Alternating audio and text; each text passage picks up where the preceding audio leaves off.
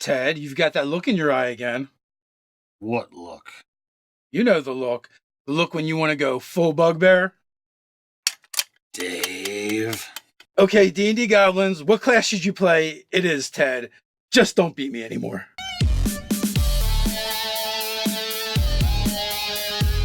Welcome to Nerdarchy. For nerds, by nerds. I'm Nerdarchy Dave, and as usual, I'm hanging out with this nerd. Nerdarchy Ted. Hey, maybe it's your first time hanging out in Ted's basement. It's a place where we like to talk about news, views, and homebrews for 5th edition Dungeons & Dragons. Sometimes we talk about other role-playing games too. You don't want to miss a single video, then don't forget to hit that subscribe button and attune to that notification bell. Alright, so we're going to dive back into what character class should you play. This time we're going to talk about D&D Goblins, or more specifically, goblinoids. That's what I was going to say. We're talking about goblinoids. You know, the goblinoid races don't have sub-races. So we decided, let's link them all together, do it all in one video. They're all in Volo's Guide to Monsters, so we thought it was fitting. Bugbears, goblins, and hobgoblins. Alright, so let's jump into it. We're going to start with the bugbears. They're kind of the bruisers of the bunch. They're going to get their bonus to dexterity and strength. They've got dark vision, and they're long-limbed. They're also going to have sneaky, surprise attack, and they get the languages of common and goblin. Yeah, so they have a nice eclectic group of abilities. They don't actually go together, but it's a good bunch of abilities. Sneaky's proficiency with stealth. Long-limbed is they just get 5 foot of reach. Surprise attack is essentially an ambush. If you've got the ability to do a surprise attack, you're going to do an extra 2d6 damage once a combat. So all in all, it's a nice suite of abilities. So with that, let's look at what is the best character class in 5th edition Dungeons & Dragons to play for a bugbear. Well, getting a +2 to strength and a +1 to dex means this race is heavily inclined towards anything martial. So anything that's going to, fight with strength or fight with dex, they're going to be good at it. You can lean towards fighter, barbarian, ranger, or rogue. They're all going to work really nicely for this particular build. You just have to decide whether you want to go strength heavy or dex heavy, or maybe you can do both. I mean, you can start off with 2 16s and, and those stats. That's a surprisingly strong and agile character. Now, for our unexpected, we kind of went in a different direction. We kind of leaned into the bugbear and the lore behind them. They're bruisers, but they're also lazy. They're bullies. They like to get others to do the work for them. So for that reason, I thought they would make nice clerics with the trickery domain. They, not only can they bully and cajole others into doing their work, maybe they also deceive and trick them into it as well. This would work out really well. And clerics are one of those classes that they don't have to really do a whole lot of training. A god says, you take power. Okay. And voila, you got access to it. So I think that works out really nicely. Another one that is kind of in that same vein is going to be Warlock. Yeah, Warlock I think is a great choice. Again, it's like, hey, you want to give me power and I don't really have to do that much? Sign me up. I'm all for it. Now, the last one that we have here is something that I, mechanically put together, and I think it works out really well, both thematically and mechanically, and that's going to be the Vengeance Paladin. Yeah, it's a great combination. If you can sneak up on someone, hit them with that surprise attack ability you have, then you can smite them. If you go Oath of Vengeance, you're going to get that advantage, but you might have it anyway from the surprise round, increasing your ability to roll a crit. So if you're going to sucker punch someone, you might as well hit them really, really hard when you do it. So you've got the ability that potentially you knock them out with just that one hit, and then the fight's over. Yeah, I don't see the bugbear as being a particular kind of person that wants a fair fight anyway. I would agree. Speaking of fair fights, do you want an unfair advantage in your Dungeons & Dragons games? If so, you might want to consider subscribing to the Nerdarchy newsletter. Nerdarchy the newsletter? It's a weekly email from Nerdarchy of advice and sometimes content you can drop right into your games. So jump down to the description below where you can find a link and sign up for that Nerdarchy the newsletter. All right, so next up, we went from the largest being the bugbear, we're going to go to the smallest being the goblin. I think the goblin is probably, one of the most put together races that's out there. I think they've got an amazing set of, mechanics and abilities. They get a bonus to both dex and con. They're small, but they don't have a speed restriction, so they still have a move of 30, and they have Fury of the Small. But that's not all. They're going to have dark vision, as is, natural to all the other goblinoids. They're going to have nimble escape, and, like the other ones, they have common and goblin as languages. Fury the Small is, once per long rest, they can do extra damage with an attack. Doesn't matter if they stab you, shoot you, or use a spell. And then Nimble Escape is one of the best abilities in the game. I mean, it's 2/3 of cunning action, which rogues don't get till second level, so it's pretty awesome ability to get racially.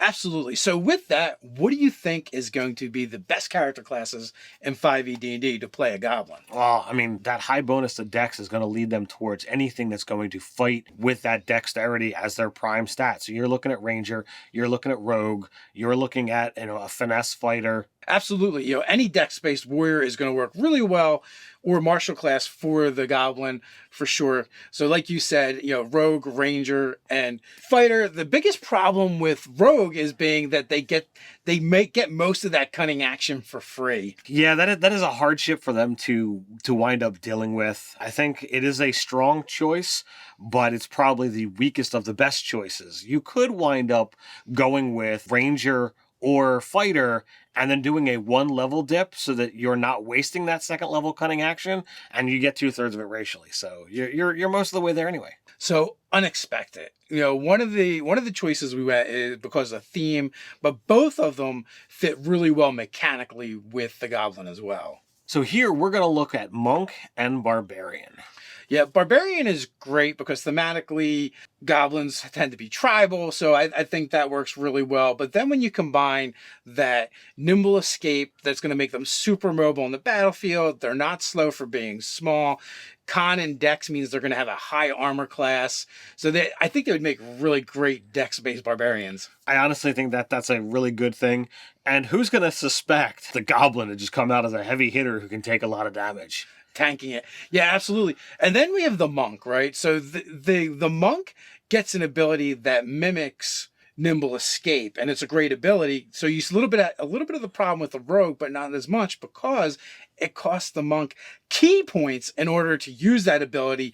But now, because you have nimble escape, for the most part, you're not going to have to use it as nearly as much as you normally would. You can disengage, you can hide, so you can save those key points in order to use Stunning Fist or Flurry of Blows. That is an awesome ability. So it does kind of offset a little bit of their armor class issues. And, I think mechanically, while it's superior, thematically, it's not the best, but you're going to definitely have a far more nimble monk running around the battlefield, just punching people in the groin and the knees. I don't know, Ted. Who's going to expect the little guy in Dirty Rose to be the one to kick your butt?